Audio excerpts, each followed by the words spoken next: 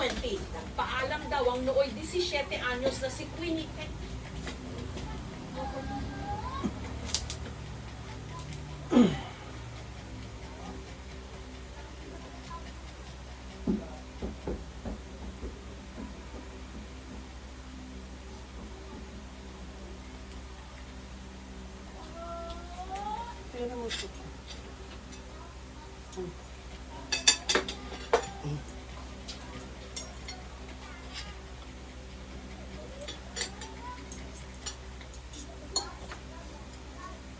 Napupunta siya ng Davao City kung saan siya rumaraket bilang model. Sabi niya, ma, magpunta kami sa Davao ni manager, mag-shopping daw sila. Pero kinagabihan, Sabi niya sa akin, hindi daw siya madali-dali na umuwi kasi medyo strict daw yung manager niya. Hindi na namin napunta. Talagang kinabahan na ako. ang pinaghihinalaan nilang kasama ni Queenie noong araw na yon. Imano, tumatayo nitong manager sa mga photoshoot. Si Anthony, hindi nito tunay na pangalan. Kinabukasan, nagpunta talaga kami sa bahay ng manager. Puro tanggi talaga. Hindi kami talaga nagsama ng anak mo. Wala kami magawa. Ang pagkawala ni Queenie, inilapit na ni Michelle sa mga pulis. Nag-conduct sila ng investigation. Pero noong March 15, 2020, sa kasagsagan ng paghahanap kay Queenie, sakto naman isinailalim ang buong Pilipinas sa lockdown dahil sa pandemya. Nahirapan sila, hindi talaga nag-progress. Sobrang depressed po ako noon. Araw-gabi umiyak ako. Hanggang ang mga araw, naging buwan, naging mga taon. Kung nagkataon dyan na hindi siguro na lockdown, siguro may turuhan pa na maano namin yung anak ko. Noon pa man, hilig daw talaga ng kanyang anak na mag-ayos. Maganda talaga yung anak ko. Makinis siya. Maraming talagang nagkakagusto sa anak ko. Suki nga raw ito ng mga Bucon o beauty contest sa kanilang lugar. Ito yung mga nakuha niyang award. Yung mga kalaban yung mga college ko. Tapos siya noon is grade 10. Palagi niya sinasabi sa akin na maasinso talaga tayo. Sabi niya na magpunta doon sa ibang lugar. Dapat daw mama ang mag-asikaso. Hindi talaga ako pwede makasupport sa iyo. Yung kapatid mong dalawa, sino mag-aalaga? Hindi rin daw sang-ayon si Michelle sa racket ng kanyang anak. Lalo't napapabayaan nito ang kanyang pag-aaral noon. Pero si Queenie, pursigido raw. Sabi niya, ma, magpunta kami sa Davao ni manager. Sabi ko sa kanya, di ba sinabi ko na sa'yo na huwag ka nang magsama ng ganyan? Itinuloy pa rin daw ni Queenie ang kanyang lakad hanggang sa misteryoso na nga lang itong nawala. Ang suspetsa niyang nasa likod ng pagkawala ng kanyang anak ang tinutukoy nitong manager na si Anthony na dati palang guro sa pinapasukang eskwelahan ni Queenie. February 2020, nag-photoshoot daw sina Queenie at ang kaibigan niyang si Kyra sa boarding house ni Anthony sa barangay Apucon. Mauro to, nakuha na ako ang picture na mo. Merong chat si Queenie sa akin nga, may pictorial daw sila sa e-park, ganun daw siya doon. Yan na siya sa ko ang please, add ko daw itagaw ni Kuya Dili to ipasaba sa imo kay Dili ka o ba nun? At dahil wala namang naisip na suspect si Michelle na pwedeng gumawa nito sa kanyang anak, maliban kay Anthony, pinabuksan niyang muli ang kaso. Taong 2021, lumapit si Michelle sa NBI. Pinatawag talaga siya. Sabi ko, nasaan na yung anak ko? Sabi niya, ma'am, hindi ko na alam kung sino nang may hawak sa anak niya. Para sa akin, siya naman talaga ang sinabi sa akin ng anak ko na manager. Sabi namin, pwede ba kaming magkaso, magdemanda? Talagang inisip ko lang na nag-work ang anak ko. Hindi ako nawala ng pag-asa. Hanggang nabalitaan na nga nila na may nabukan na kalansay sa kabilang barangay. Si Michelle agad nagtungo sa kinaroroonan ng mga labi para kumpirmahin kung ito nga ang kanyang nawawalang anak. Natalugod talaga ako. Nanginginig yung katawan ko. Anak ko yan. Ang na-recover kasing damit sa hukay, positibong kinilala ni Michelle na sa kanyang anak na si Queenie. Si Michelle, meron pa ngang naitabing blouse na kapareho ng design ng nahukay na damit.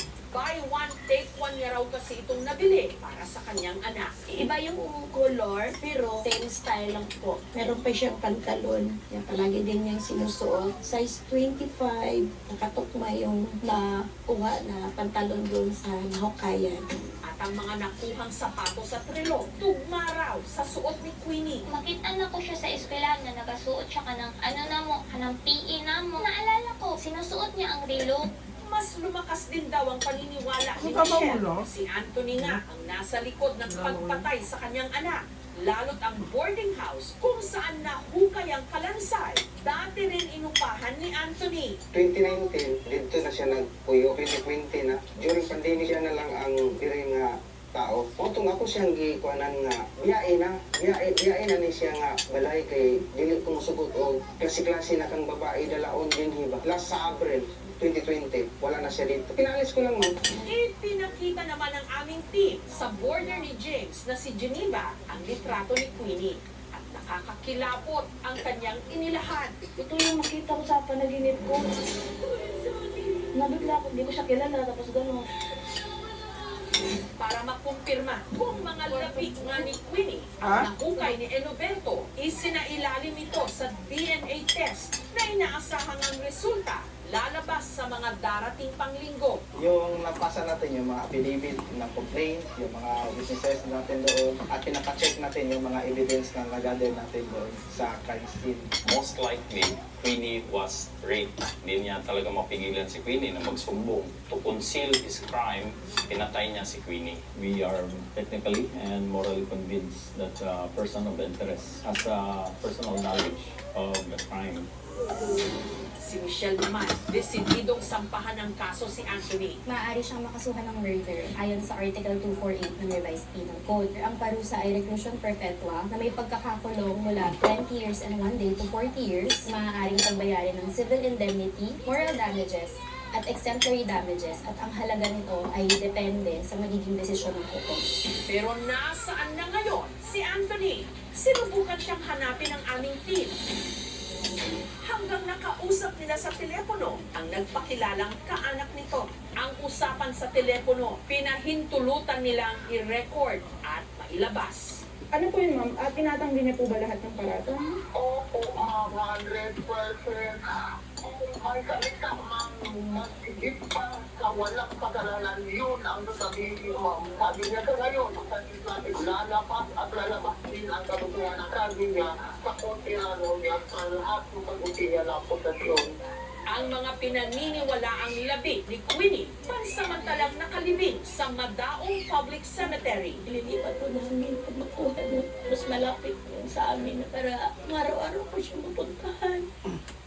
Iuwi pa namin kasi po. Gusto namin magkasama kahit 5 araw lang.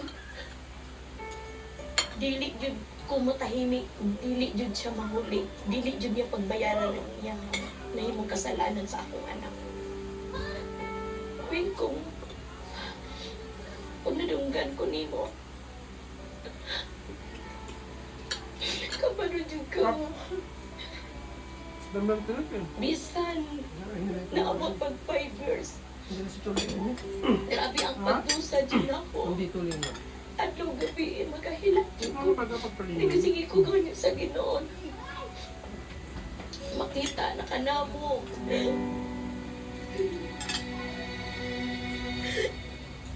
Umaasa ang Tambakol, pamilya ni di pwede? Michelle na sa pagkakataong ito, hindi na mababaon ang Ah. inaasam nila. Hindi Katarungan. na ka tinapanagapan. Kanikamuton niya na mo na ang matagaan din yung special mo kamatayo.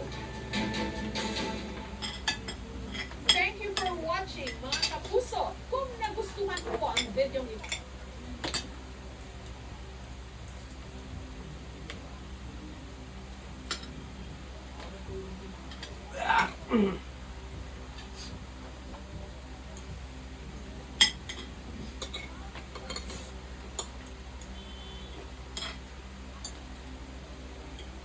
Ng bawat.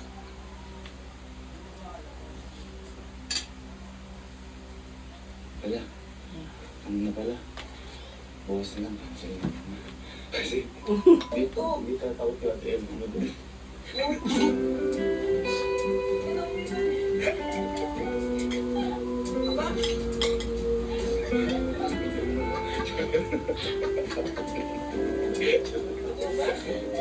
Kasi na, bawas na.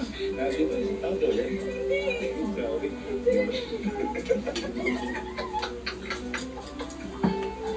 Pati ko ako naman.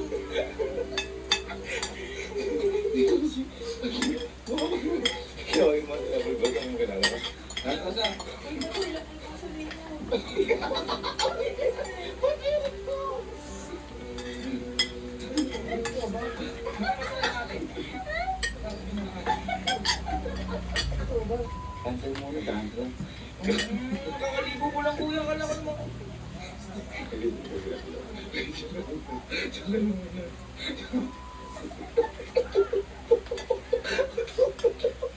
Cancel nga. Cancel yung kumukha mo eh. Cancel nga, di pala takot. May style na lang.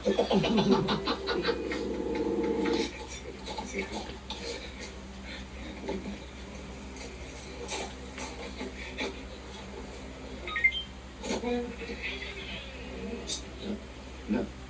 Na.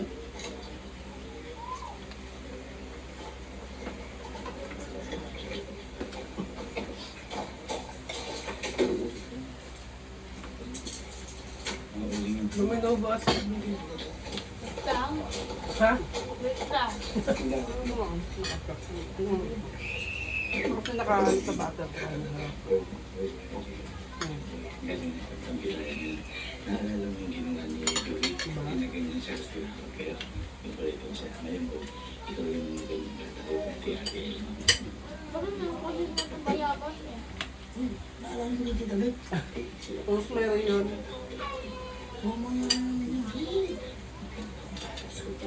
Hindi kasi hindi ba? Hindi ng plastic.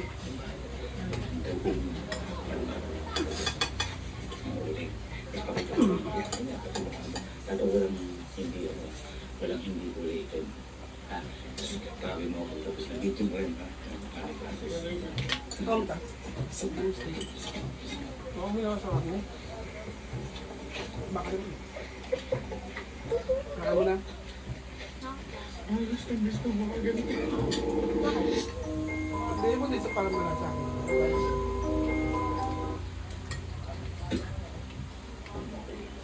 I'm fine. Pero yung sala. Tagal na kasi. Uy, talaga. Kita lang yung sarili.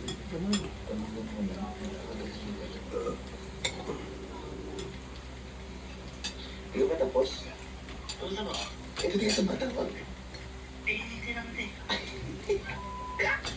Kanina pa kita hindi tumawan. Pagkanaw dyan? Apa? Ang ginawa niya. Tatawag na tayo mo mo. Ayun.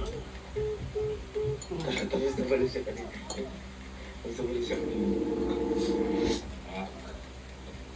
Na. Ikaw? Diba pwede kasi?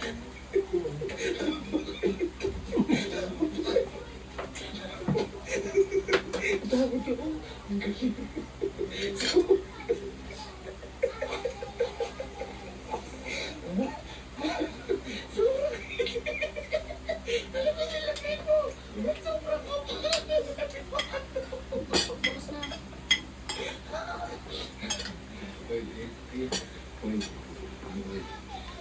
May problema tayo. Boy, cancel na pala, bukas na lang. Si Ate Elmo pala, hindi tayo takot dyan. Uy!